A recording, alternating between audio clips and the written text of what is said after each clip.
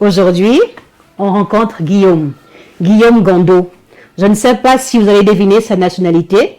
Je ne sais pas s'il faut que je dise qui vient du continent ou alors si en commentaire, vous allez pouvoir trouver de quelle nationalité il est.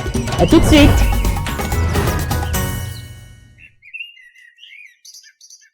Bonjour à tous, moi c'est Guillaume Gando, co-founder de African Basketball Journalists Association, plus connu sous le sigle de ABJA.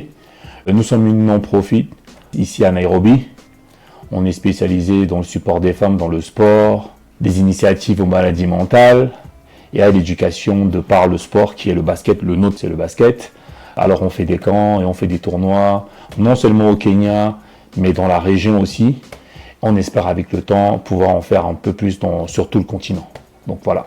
Alors Guillaume, dis-moi, ton association, elle existe depuis combien d'années? Alors ABJA a été fondée depuis 2022. C'est là qu'on a eu notre accréditation et j'habite au Kenya depuis 2020. Donc bientôt 4 ans quoi. Ça fait 4 ans qu'on est là. Je suis là. On t'a connu comme un grand fêtard qui organisait les parties, les soirées francophones à Londres, des soirées parisiennes, des soirées même au Cameroun. Quelle est cette transition avec maintenant l'ONG, l'association et ta vie d'avant quoi? En fait, c'est une suite logique. Le basket a toujours été, pour tous ceux qui me connaissent, ils savent que je suis un amoureux du sport. Étant moi-même un ancien joueur, je joue toujours ma santé du dimanche. Donc, en fait, il fallait juste... La transition s'est faite tout bêtement pendant le Covid. Okay? Quand tu te remets en question et tu essaies de trouver a purpose to your life, tu vois, je me suis rendu compte qu'il est important de faire un truc qui améliore ma communauté. Donc, j'ai transformé les événements que je faisais en quelque chose qui inspire, qui pousse les enfants à faire mieux autour de moi. Voilà comment je passe de faire des soirées, juste des soirées, à faire maintenant des événements sportifs et à essayer de trouver des opportunités pour les enfants, pour la jeunesse, pour nos enfants. Et pourquoi le Kenya? Pourquoi pas un autre pays africain? On aurait pensé au Cameroun, ton pays d'origine. On aurait pensé à la limite à un pays francophone. Pourquoi le Kenya? Comme tu l'as dit, moi j'ai passé plus de 10 ans à Londres. Ok. Donc je suis très à l'aise, je me sens plus à l'aise dans les pays anglophones. Pourquoi pas le Cameroun? J'ai essayé le Cameroun et j'ai fait des choses au Cameroun. Pour tous ceux qui sont passés par Douala, ils connaissent le Freaky Fridays il y a quelques années que j'organisais là-bas. Ma balance, elle était très simple. C'était ou le Kenya ou le Cameroun, puisque ma femme, elle est kenyane. J'ai épousé une kenyane. Donc on a d'abord essayé mon pays. J'ai essayé mon pays, qui est le Cameroun. Je pense que j'ai été assez chanceux d'arriver à produire des événements que j'ai fait là-bas. Mais le système est difficile chez nous. Je ne t'apprends rien. Le système est difficile chez nous et dans mes allers-retours, je me suis senti beaucoup plus confortable de ce côté avec la dynamique anglophone et kenyane. Donc voilà comment je me retrouve ici. L'intégration n'a pas été difficile? S'intégrer est toujours un challenge. Mais pour ma part, le basket a toujours été très conducteur. C'est-à-dire que c'est le basket, je commence toujours par le basket. C'est-à-dire j'arrive dans un pays, je cherche les endroits où je peux jouer. Dans les endroits où je peux jouer, je demande à ces gars que je rencontre là-bas, ça se passe où la fête ici, c'est où les soirées, comment ça se passe la vie. Donc mon premier point de contact, c'est toujours le sport. Et c'est par rapport à ça que je commence à avoir mes directions. Bon, j'ai aussi l'aide de ma belle famille kenyane qui est ici, mais to be honest, c'est pas vraiment eux qui vont ouvrir les portes pour toi, c'est à toi de voir ce qui te convient et d'y aller. Et n'oublie pas que quand je suis venu ici, c'était le Covid, donc c'était vraiment très très difficile. Je suis venu et 2 mois après le Covid s'est enclenché, donc j'étais chez moi, en prison chez moi, je connaissais même pas mon quartier. C'était un délire totalement différent et vraiment, c'est un truc auquel tu peux pas penser que ça peut arriver. Donc c'est ça en fait. Et le basket au Kenya, je veux dire, côté PANAF, par rapport aux autres pays africains, ils en sont où? Est-ce qu'ils sont meilleurs? Est-ce qu'ils sont moyens si on les compare aux autres pays africains? Moi, si je les compare à chez nous, ils sont pas au niveau du Cameroun. Hein. Kenya, ils sont connus pour tout ce qui est athlétique. On connaît tous. Quand c'est des long run, long distance, that's where they are the best. Donc, le basket, c'est une petite communauté ici. Mais ce qui est bien, c'est qu'il y a beaucoup d'investissements dans la zone, ils sont très organisés, donc les choses avancent. Voilà pourquoi c'est intéressant de se retrouver ici, en ce moment, et essayer de faire ce que je fais en ce moment, parce que ça grandit. D'ailleurs, dernièrement, on a eu l'ouverture du bureau de la NBA East Africa, qui est super intéressant, et je pense que ça va aussi amener beaucoup d'opportunités ici. Est-ce qu'il y a des Kenyans qui jouent dans la NBA? Pas encore, justement. C'est ça que je parle de potentiel. Il y a beaucoup de potentiel, mais je pense que tout ça, ça vient justement de la guidance, ça vient de comment les choses se structurent, parce que, une fois de plus, leur manière d'évoluer n'est pas comme la nôtre. D'après ce que je connais chez nous, on rêve grand. Les enfants, ils rêvent de jouer à NBA. En tout cas, à mon époque, hein, je ne vais pas vous dire mon âge, hein, mais j'ai plus de 40 ans. À mon époque, nous, on rêvait de jouer en NBA. On ne rêvait de rien d'autre. Au Kenya, les jeunes, ils rêvent de jouer dans leur ligue d'ici, leur ligue amateur. Ils n'ont pas vraiment cette ambition de partir, parce qu'ils sont bien chez eux, je dirais. C'est ce que j'allais dire. Je pense qu'en général, les Kenyans ne sont pas du genre à rester à l'étranger. Ils se sentent bien chez eux. Et peut-être c'est pour ça qu'ils ne s'imaginent pas, ils ne se projettent pas longtemps, ils ne se projettent pas loin, justement, à l'étranger. Donc c'est ça aussi que j'ai remarqué, et c'est ça qui fait que les choses sont où elles sont. Ils ont quelques prospects qui sont maintenant à l'université, aux États-Unis, dans diverses universités, diverses high schools. Donc je pense que c'est quelque chose qui va venir très bientôt, qui va arriver très bientôt. Tu disais tout à l'heure que ton activité ne se limite pas au Kenya. Quels sont les autres pays d'Afrique de l'Est où tu as pu te déployer? So far, on n'a pas eu de camp, mais on a participé au plus grand rassemblement de basket pour le développement du sport. Il y avait les 20 ans de Giant of Africa, qui est une des plus grosses entités qui pousse le sport sur le continent. Donc ça s'est passé au Rwanda. L'année dernière, donc on est parti pour regarder, et j'ai mon partenaire qui fait partie des coachs qui étaient là-bas. Après ça, on a eu la chance de partir au Congo, plus précisément à Goma. On a produit des camps pour les enfants, essayer de trouver des prospects. On est aussi parti en Ouganda, en Entebbe, à côté d'Entebbe en tout cas, dans cette région-là. On a eu des camps aussi. Et le tout dernier camp qu'on a fait, c'était en Tanzanie, à côté d'Arusha. On est parti en Tanzanie, on a fait des camps là-bas, dans un endroit un peu retiré, mais c'était super intéressant. Et j'espère d'ailleurs qu'on va pouvoir repartir là-bas, parce qu'il y a beaucoup de potentiel. Et quel est le profil de tes élèves? Ils ont quel âge? On se concentre vraiment sur le développement. On est vraiment sur les 17 ans. Oui, on se concentre vraiment sur les 10 à 17 ans pour les développer, pour leur donner les bons fondamentaux du basket.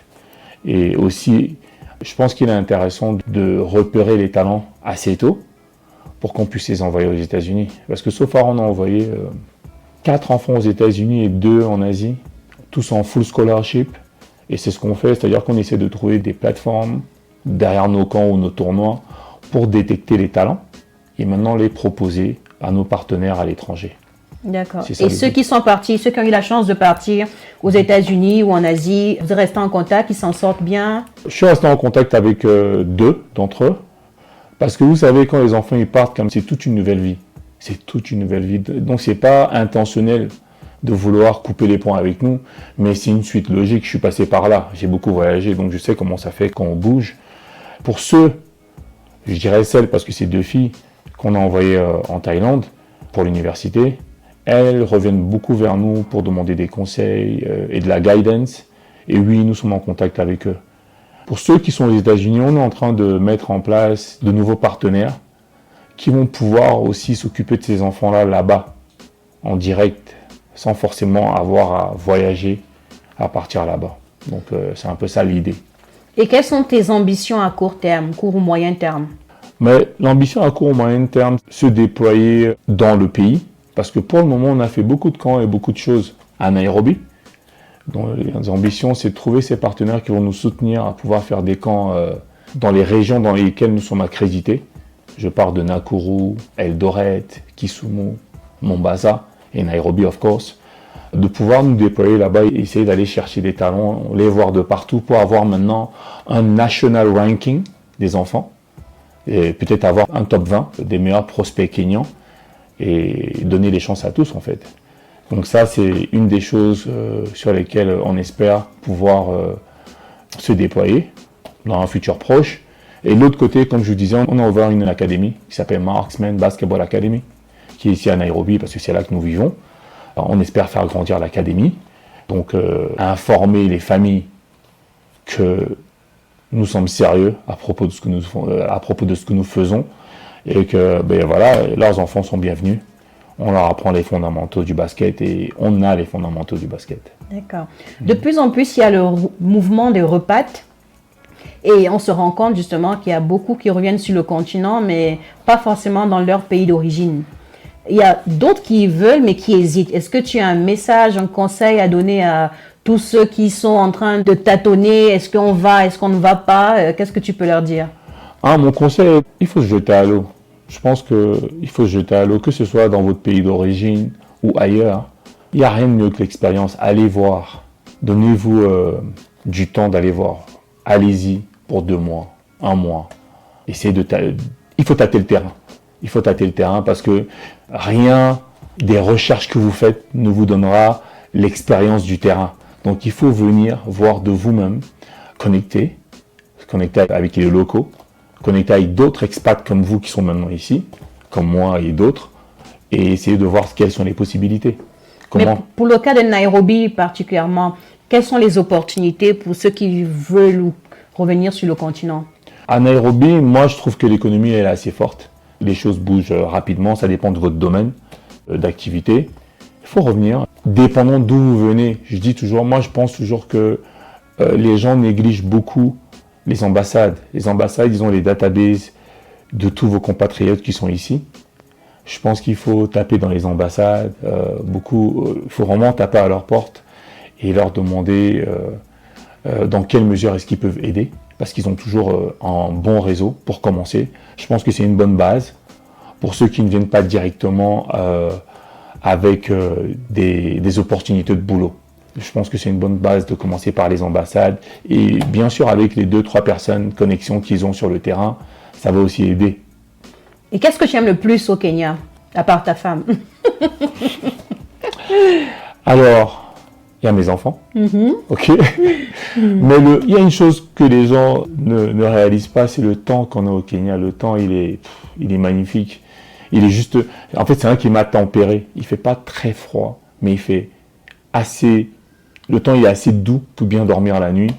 Et dépendant d'où on va, quand on va à Mombasa, il fait chaud, au moins on a la mer. Ça, c'est une des choses que j'aime le plus au Kenya et que les gens ne parlent pas trop. Ils ne connaissent même pas. Et aussi, c'est un pays qui a beaucoup de facilité en termes de paiement. Donc, évoluer avec M-Pesa, M-Pesa, en fait, c'est une application qu'on a ici qui nous permet de payer pour tout. Depuis les tomates au marché, ou la moto pour ceux qui prennent la moto, ou les bus, ou de prendre ton billet d'avion pour aller n'importe où. Et les facilités de paiement sont incroyables. Donc je pense que ce sont les 2 points pour moi qui font la différence sur beaucoup de choses. L'hospitalité kenyane, je ne vous apprends rien, une certaine hospitalité qui est juste incroyable. Ce sont nos frères, c'est pas des blancs, c'est des noirs comme nous, qui sont sur le continent. On est à 3 heures de chez nous, en avion, 3h30, et on trouve des frères qui savent recevoir les gens avec un tempérament assez cool, parce que je ne détecte pas de l'agressivité, même quand ils sont contrariés.